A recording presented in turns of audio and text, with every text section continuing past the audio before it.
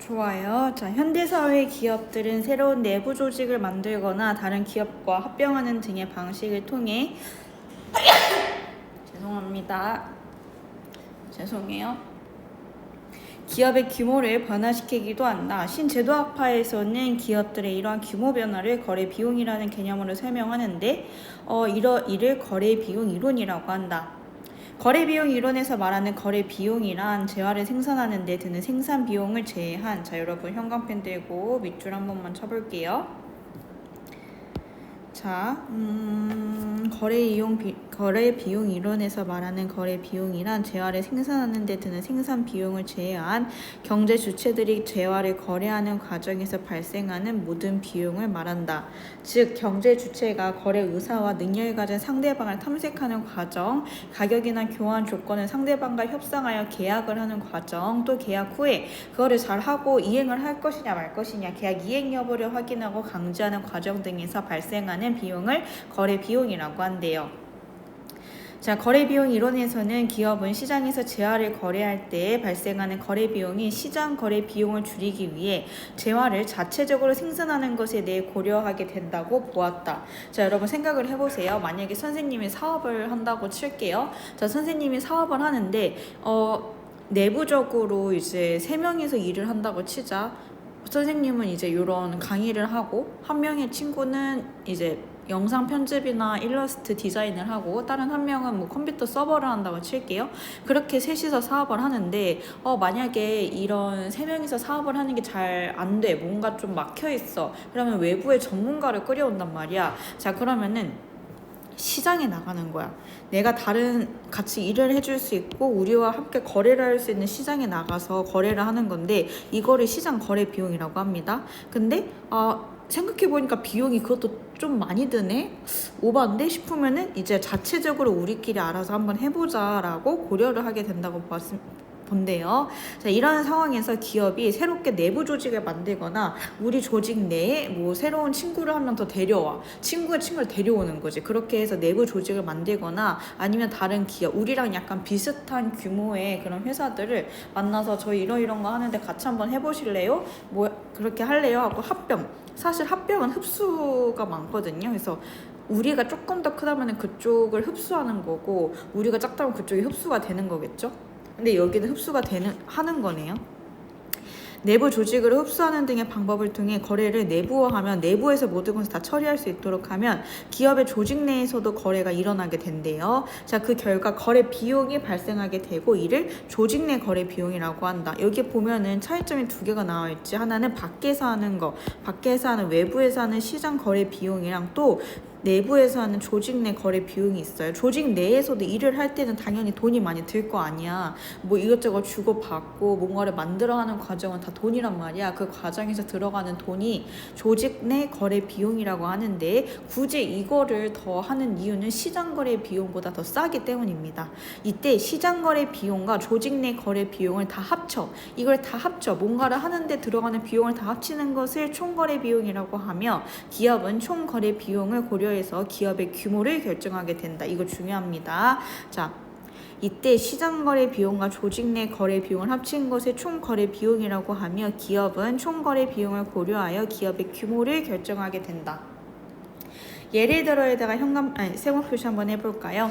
예를 들어 어떤 제품을 생산하는 기업을 가정해보자. 이 기업에서는 딸기 요거트를 만든다고 생각을 해보세요. 이 기업에서는 시장 거래를 통해 다른 기업으로부터 모든 부품을 조달해서 제품을 생산할 수도 있고, 반대로 기업 내부에서 모든 부품을 제조하여 제품을 생산할 수도 있대요. 만약 이 기업이 다른 기업과의 시장 거래를 통해 모든 부품을 조달한다면 조직 내 거래 비용은 발생하지 않고, 내부에서 할 일이 별로 없으니까 발생하지 않고 시장 거래 비용만 발생하게 될 것입니다. 외부 비용이죠. 이런 상황에서 기업은 시장 거래 비용을 줄이기 위해 시장 거래에서 조달하던 부품의 일부를 기업 내에서 만들려고, 생산하려고 할 것이다.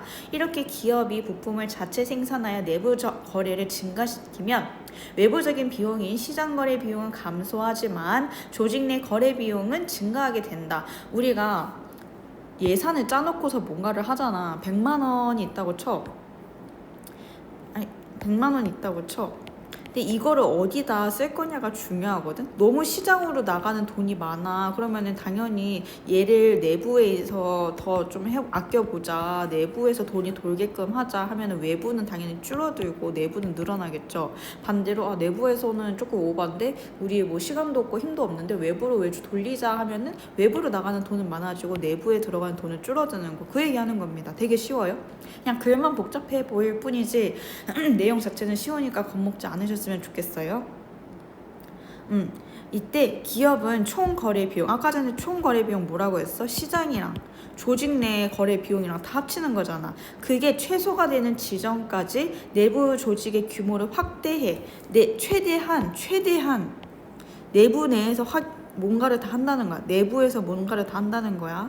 부품을 자체 생산할 수 있고 이 지점이 바로 기업의 최적 규모라고 할 수 있다. 집에서 할 수 있는 건 집에서 다 해. 이 회사 내에서 할 수 있는 건 회사 내에서 다 해. 학원 내에서 할 수 있는 건 학원 내에서 다 해. 이렇게 해서 이 정도까지 최대한으로 할 수 있다. 이게 바로 뭐다? 기업의 최적 규모가 되는 것이다. 그렇다면 거래 비용이 발생하는 요인은 무엇일까? 그냥 뭐 몸으로 때우면 되지. 왜 굳이 다 돈이 들어간다고 할까? 자, 거래 비용 이론에서는 인간적 요인과 환경적 요인으로 나눠서 설명을 한대요. 자, 인간적 요인 앞에다가 동그라미 1, 환경적 요인 앞에다가 동그라미 2. 자, 인간적 요인에는 인간의 제한된 합리성과 기회주의적 속성이 있다. 먼저 인간은 거래 상황 속에서 정보를 수집하고 처리할 때 완벽하게 합리적인 선택을 할 수 있는 존재는 아니라는 것이다. 다음으로 인간은 효용의 극대화를 위해 자신의 이익만을 추구하는 기회주의적 면모를 보일 가능성이 높다는 것이다. 자, 이거 잠깐만 설명을 해주면 아까 전에 딸기 요거트 만든다고 했잖아요. 나랑 저기 혜윤이네 회사가 딸기 요거트를 만드는 회사야. 뭐 빙그레 그런 유제품 만드는 메일 유업 막 이런 데야. 근데 나는 이제 혜연이한테 딸기를 납품하는 농부야. 근데 갑자기 소영이가 와가지고서 소영이도 소영 유업을 차리겠대. 그러시냐고. 근데 웬만하면은 딸기가 이 지순의 농장 딸기 품질이 좋으니까 자기 쪽에 더 줬으면 좋겠대. 근데 그건 조금 그런데요? 왜요? 제가 이미 혜연이랑 그런 거래 관계를 맺고 있으니까 갑자기 소영님께 드리는 거는 조금 계약에 어긋나는 거잖아요. 에이, 그러지 마시고 저희 쪽에 좀만 더 주세요. 저희가 더 비싸게 쳐드릴게요. 따따블 어때요? 따블 말고 따따블로 가! 이래버려. 그러면 당연히 지수는 흔들린단 말이야. 이렇게 기회주의적이라는 거. 이와 같은 인간적 요인으로 인해 거래 상황 속에서 인간은 완벽한 선택을 할 수가 없고 거래 상대를, 그럼 혜연이는 당연히 뭐야? 김지수가 흔들리잖아. 김지수가 흔들리는 거 아니야? 이렇게 되게 약간 걱정을 많이 하게 되겠지. 거래 상대를 전적으로 신뢰할 수 없으므로 거래 과정 속에서 거래 비용이 발생하게 된다는 것이, 그게 무슨 상관이냐? 계약을 맺잖아. 그러면 일단 우리에게 우선권을 달라. 혜윤이네 우선적으로 납품할 수 있는 거를 계약서에 넣어. 만약에 이를 어기면은 돈이 얼마 위약금이 어쩌고저쩌고 해. 그런 것들이 다 거래 비용에 포함이 된다는 거죠. 그리고 처음에 계약을 맺을 때에도 어느 정도 이제 돈을 선약정 하는 듯이 돈을 먼저 넣는 경우도 있고, 만약에 보증금 같은 거지. 이걸 어긋나면 돌려주지 않겠어, 이런 것들. 그때는 지수가 처음에 돈을 조금 넣을 수밖에 없겠죠. 그런 모든 것들, 사람이 사람이기 때문에 완벽할 수 없는 상황을 막기 위해서 들어가는 것들도 다 거래 비용으로 친다. 환경적 요인에는 자산 특수성과 정보의 불확실성 등이 있다. 먼저 자산 특수성이랑 다양한 거래 주체를 통해 일반적으로 구할 수 있는 자산이 아니라 특정 거래 주체와의 거래에서만 높은 가치를 갖는 자산의 속성을 말한다. 아구찜. 닭발. 그 외국에서는 닭발을 잘 안 먹는 걸로 알고 있거든요. 특히나 동남아시아 그쪽에서는 닭발을 잘 안 먹어가지고서 한국으로 수출을 많이 한단 말이에요. 그러면은 걔네 그 특정 거래, 만약에 동남아시아 쪽에 있는 한 나라가 한국이랑 거래를 할 때 닭발을 비싸게 팔아. 그러면은 그거는 뭐야? 자산 특수성이야. 따라서 특정 주체와의 거래에서 높은 가치를 갖던 것이 한국이랑 거래를 할 때는 비싸게 팔 수 있었는데 옆에 있는 다른 동남아 국가, 다른 주체와의 거래에서는 가치가 하락하는 경우에 자산 특수성이 높다고 할 수 있다. 뭔가 특별한 경우에서 비싸게 넘길 수 있는 거. 이때 자산 특수성이 높으면 경제 주체들은 기회주의적으로 행동할 가능성이 커질 수 있기 때문에 이를 보완하고자 다양한 안전장치를 마련하려 할 것이다. 이로 인해 거래 비용은 더 높아질 수 있는 것이다. 다음으로 거래 상대의 정보를 확인할 수 없는 상황에서 거래 주체는 자신의 이익을 위해 정보를 공유하지 않을 가능성이 높다. 왜? 자신의 안전을 지켜야 하니까. 그렇기 때문에 일반적으로 정보가 불확실한 거래 상황일수록 거래 주체들은 상대의 정보를 알아내기 위한 노력을 할 것이고, 뭐 드라마나 영화 그런 데 많이 나오잖아요. 뭐 뒷돈 줄 테니까 조금 알아봐라, 또는 이렇게 기업 내 정보 수집을 하는 그런 게 있대요. 조직 내부에도 그런 게 있다고 하더라고요. 그런 거를 통해서 알아보는 것들, 상대의 정보를 알아내기 위한 노력을 할 것이고, 이로 인해 거래 비용은 높아지게 된다. 결국에 이 글이 말하고자 하는 거는 인간의 그런 인간다움, 막 따뜻한 정 이런 게 아니라 언제든지 배신을 때릴 수 있는 기회주의적 속성 때문에 거래 비용을 줄일 수 있음에도 불구하고 줄이지 못하고 이렇게 계속해서 늘어가는 상황에 대해서 언급을 하고 있는 거거든요. 여기까지 잡아두시고요. 문제 한번 볼게요. 자, 윗글을 통해 알 수 있는 내용으로 적절하지 않은 것은, 자, 정답 몇 번인가요? 5번입니다. 자, 거래 비용의 종류, 시장과 조직 내부 막 이런 얘기 나왔었죠. 총 거래 비용 그 두 개를 합친 거였고요. 시장 거래 비용을 줄이는 방법은 조직 내 거래 비용을 늘리는 것이었습니다. 기업의 규모가 변화하는 이유는 아까 전에 기업의 규모 어떻게 결정한댔어요? 이 총 거래 비용에 따라서 달라진다고 했잖아요. 총 거래 비용이 커지면은 그 총 거래 비용이 커지냐 작아지냐에 따라서 기업의 규모 또한 같이 변하는데, 기업 규모와 생산 비용의 관계는 나와 있지가 않아요. 지금 중요한 거는 두 가지 비용이었잖아. 거래 비용 중에서도 시장 거래 비용이랑 조직 내 거래 비용이었잖아. 근데 굳이 다른 것도 아니고 생산 비용을 했다는 거는, 이거는 그냥 거저주는 문제라는 거죠. 생산 비용이 그렇게 중요하지 않으니까. 자, 정답 5번 X 틀렸고요. 자, 34번에 거래 비용이 발생하는 상황을 적절하지 않은 것은, 지금까지 나왔던 문제를 통해서 여러분들이 스스로 생각해 봐야 하는 내용입니다. 자, 우리 5번서부터 위로 올라갈게요. 자, 5번에 제과업체가 계약대로 밀가루가 제대로 공급되고 있는지를 확인할 때 당연히 거래 비용 들겠죠. 가가지고서 이것저것 따져봐야 되니까. 4번에 소비자가 인터넷에 설치하기 위해 통신사의 약정서를 작성할 때 왜 이거를 작성을 해? 만약에 이대로 되지 않으면은 어떻게 위약금을 물리겠다라고 그 부수적인 이행 조치를 취하겠다라는 거를 하기 위해서 약정서를 쓰는 거죠. 근데 이 약정서를 쓰는 것 자체도 어떻게 보면은 거래 비용 자체에 들어간다. 서로가 인간이 믿지 못하는 상황이니까. 3번에 가구를 생산하는 사람이 원목 판매자 재료값을 흥정할 때 당연히 들어가겠죠. 일단 나중에 거래가 성사되었을 때도 들어가지만, 더 중요한 건 현재의 상황이야. 재료값을 흥정해. 한 사람은 그걸 원해. 그걸 사기를 원하고 다른 사람은 그걸 원하지 않아. 근데 솔직히 말해서 나무 자재에 대해서 더 많은 정보를 가지고 있는 사람은 누구겠어요? 원목 판매자잖아요. 원목 판매자의 그런 결정에 따라서, 그리고 원목 판매자가 팔겠다 안 팔겠다, 더 좋은 걸 팔겠다 안 팔겠다, 뭐 어떤 거를 팔겠다에 따라서 그 제공하는 정보의 수가 줄어들잖아요. 결국에는 가구를 생산하는 사람이 을이 되고 원목 판매자가 갑이 되는 거죠. 이런 과정에서도 결국에는 거래 비용이 발생하게 된다. 이번에 집을 구매하는 사람이 집을 판매하는 사람을 탐색할 때 서로 잘 몰라. 서로 잘 모르기 때문에 어떻게 해서든 좀 알아보려고 하는 그 과정에서 들어가는 모든 비용 얘기하는 겁니다. 자, 정답이 1번. 도자기 장인이 직접 저기 산속에 가가지고서 저기 계곡 주변에 있는 질 좋은 흙을 다 그걸 캐갖고 와서 지게를 옮겨가지고서 와가지고서 도자기를 빚고 스스로 가마에 구워. 자, 여기까지 내부나 외부적으로 돈이 들어간 게 있었나요? 선생님, 근데 이 개인이 도자기 장인이 스스로 움직여서 한 거니까 그 내부 거래 비용이 들어간 게 아닌가요? 라고 물어볼 수 있지만, 내부 거래 비용이 랄 것도 없어. 딱히 그냥 이 사람의 인건비에 대해서까지 생각할 필요는 없어. 나머지는 다 돈이 들어가는 상황, 다른 사람과 얽혀가지고서 두 사람 이상의 존재들이 얽혀서 서로가 서로를 탐색하는 그런 기회주의 나타날 수 있는 걸 예방하려고 하는 거지만 1번은 그냥 자기 할 걸 하는 사람이다. 그래서 정답이 1번이 됩니다.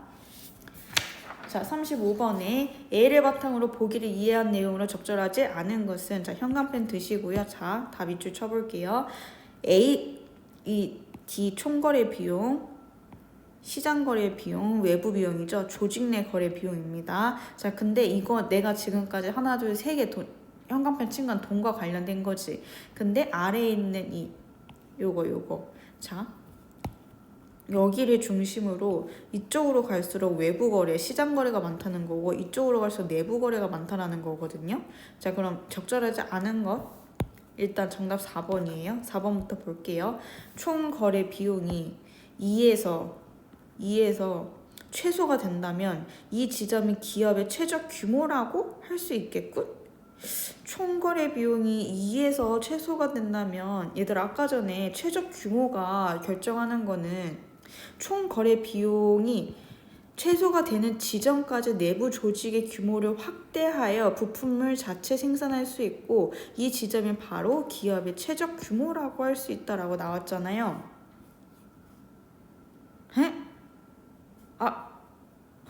실수했어요. 죄송해요. 정답 3번이에요. 잘못 봤습니다. 죄송해요. 석고대지 할게요. 보이세요 지금? 제가 부끄러워서 얼굴이 빨개지는 제 모습이 보이세요? 어쩐지 이상했어요. 하여튼 다시 4번 갈게요. 헷갈릴 테니까. 총 거래 비용이 2에서 최소가 된다면 이 지점이 기업의 최적 규모라고 할 수 있고, 맞습니다. 요거 갖고 올게요. 이렇게 한번 갖고 와볼까? 좋아요. 자, F에서는 5번. F에서는 기업의 모든 부품을 기업을 내부적으로 제조하기 때문에 시장 거래 비용이 발생하지 않겠고, 진짜 끝이다. 끝. 완전 끝이다. 100% 조직 내 거래라는 거잖아요. 맞는 얘기죠. 자, 2번에 시장 거래 비용이 C에서 F로 감소를 했다. 그러면 기업이 내부 거래를 증가시킨 거? 맞습니다. 자, 1번에 조직 내 거래 비용이 A에서 B로 증가했다면 기업은 시장에서 조달했던 부품의 일부를 자체 생산하겠다는 결정을 했기 때문이다. 맞습니다. 자, 3번. D에서 E로 총 거래 비용이 줄었다. D에서 E로 총 거래 비용이 줄었어. 내부 조직의 규모를 축소하겠다는 결정을 했기 때문이군. 내부 조직의 규모를 축소한 게 아니라 내부 조직의 규모를 확대하는 거잖아요. 여기 보시면 확대. 그러니까 축소가 아니라 확대를 했어. 그리고 그래프 자체를 봤을 때 이게 이렇게 가는 게 뭐예요? 지금 조직 내 거래로 가고 있는 거잖아. 이거는 총 거래 비용이야. 이 선이 총 거래 비용이고, 이 선 자체 내부에서 이쪽으로 갔다는 거는 조직 내 거래 비용을 늘렸다는 건데, 그런 내부 조직의 규모를 확대하겠다는 건데, 여기서는 축소하겠다고 하니까 정답이 3번이 되는 겁니다. 이해되시나요? 네, 좋아요. 자, 뒤에. 자, 가를 바탕으로 보기를 이해한 내용으로 적절하지 않은 것은, 자, 자동차를 조립해서 판매하는 A기업은 자동차에 들어가는 부품 중 볼트를 특정 기업을 선정하지 않고 다양한 기업을 통해 조달하고 있다. 어디서 펑크 날 줄 모르기 때문에 다양한 기업에다가 이제 문어발식으로 쳐놓는 거죠. 2번, 의료기구 생산업체인 B기업은 핵심 부품을 C기업을 통해서만 조달하고 있어. 안정적인 생산과 조달을 위해 두 기업은 계약을 할 때 장기간의 계약 기간을 계약 조건으로 명시하였다. 사례 3. 기업은 새로 개발한 제품의 원재료를 외국의 이 기업에서 조달하고자 하였으나 이 기업이 원재료의 품질 정보를 세부적으로 제공하지 않아 신제품 생산에 차질이 발생하게 되었다. 자, 정답 몇 번인가요? 5번입니다. 자, 1번부터 볼게요. A기업이 조달하는 볼트의 자산 특수성은 높지 않다고 할 수 있고, 왜? 이 사람이 특정 기업을 선정하지 않고 다양한 기업을 통해 조달하고 있다는 거는 어느 한쪽은 비싸게 받고 어느 한쪽은 낮게 받는 게 아니라 다 두루두루 비슷한 단가로 받는다는 거거든요. 그러니까 어디선가 이렇게 팍 튀는 게 없어. 자산 특수성이 높지 않다고 볼 수 있어. 2번에 B기업과 C기업이 계약 조건으로 장기간의 계약에 명시한 것은 거래에 있어서 안전장치를 마련한 거 맞습니다. 3번에 B기업과 C기업은 거래하는 핵심 부품이 지닌 특성으로 인해 상대가 기회주의적으로 행동할 가능성을 염려했다? 맞습니다. 그렇죠. 지금 왜 사례 3이 여기에 그치.